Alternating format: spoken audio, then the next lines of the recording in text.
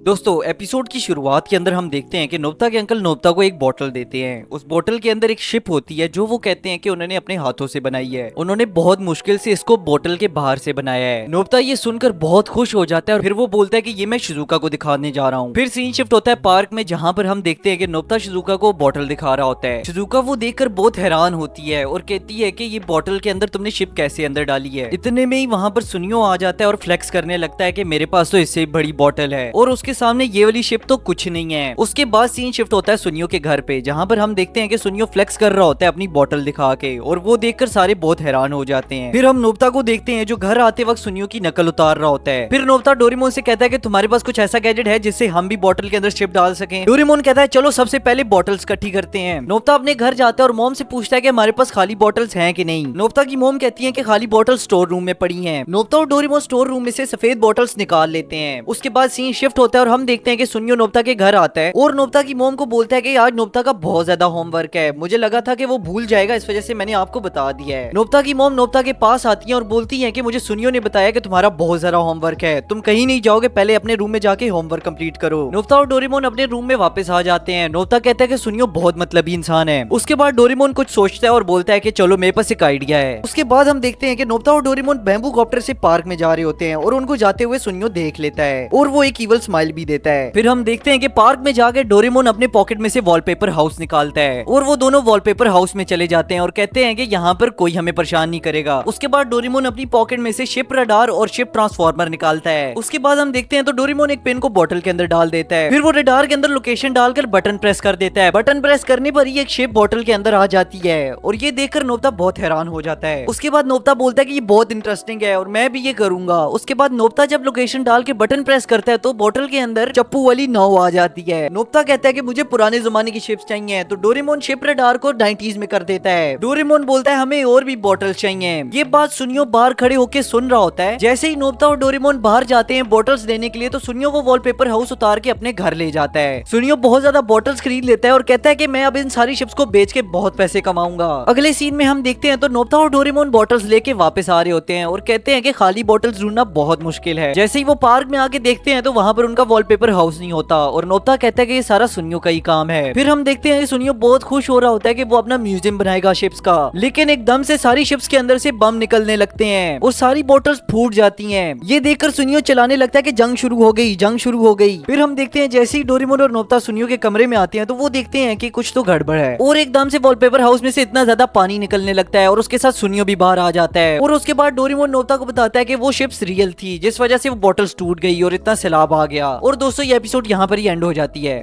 दोस्तों एपिसोड की स्टार्टिंग में हम देखते हैं कि नोबिता स्कूल से वापस आता है। नोबिता के रूम में जाने से पहले ही उसकी मॉम उससे पूछ लेती हैं कि आज तुम्हें होमवर्क कितना मिला है। नोबिता कुछ बोले बगैर सीढ़ियां चढ़ने लगता है, लेकिन उसकी मॉम बोलती हैं कि तुम आज खेलने नहीं जा सकते जब तक तुम अपना होमवर्क नहीं कंप्लीट कर लेते। नोबिता अपने रूम में आके कहता है कि मॉम जब भी ऐसा कहती हैं तो मुझे बहुत अजीब लगता है। नोबिता देखता है तो डोरेमोन कहीं गया होता है। नोबिता कहता है क्यों ना मैं कुछ टाइम के लिए रेस्ट कर लूं। जैसे ही नोबिता रेस्ट करने लगता है तो उसको एक आवाज आती है कि अपना होमवर्क करो। नोबिता ये आवाज सुनकर चौंक जाता है। नोबिता उठ के कहता है कि ये तो डोरेमोन की आवाज है, जिस पर नोबिता को थोड़ा सा गुस्सा आता है और वो डोरेमोन को ढूंढने लगता है, लेकिन डोरेमोन उसको कहीं नहीं मिलता। फिर उसके बाद आवाज आती है कि जल्दी से होमवर्क करो, मैं तुम्हें नहीं मिलूंगा। उसके बाद नोबिता अपना होमवर्क करना शुरू कर देता है। फिर हम देखते हैं कि डोरेमोन रूम में आता है और कहता है कि वो मैं ही कर रहा था। फिर डोरेमोन नोबिता को एक गैजेट दिखाता है। वो बताता है कि जब तुम पहाड़ों वाली जगह पे जाओगे तो तुम्हारे कुछ बोलने पर तुम्हारी आवाज तुम्हें वापस आएगी। ये गैजेट भी उसी सेम प्रिंसिपल को यूज करता है। उसके बाद हम देखते हैं कि नोबिता कहता है कि ये गैजेट बहुत इंटरेस्टिंग है, मैं ये गैजेट लेके जा रहा हूँ शिजुका को दिखाने। जैसे ही नोबिता नीचे जाता है तो उसकी मॉम बोलती है कि तुमने अपना होमवर्क कंप्लीट किया है नोबिता, जब तक तुम अपना होमवर्क कंप्लीट नहीं करोगे तुम खेलने नहीं जा सकते।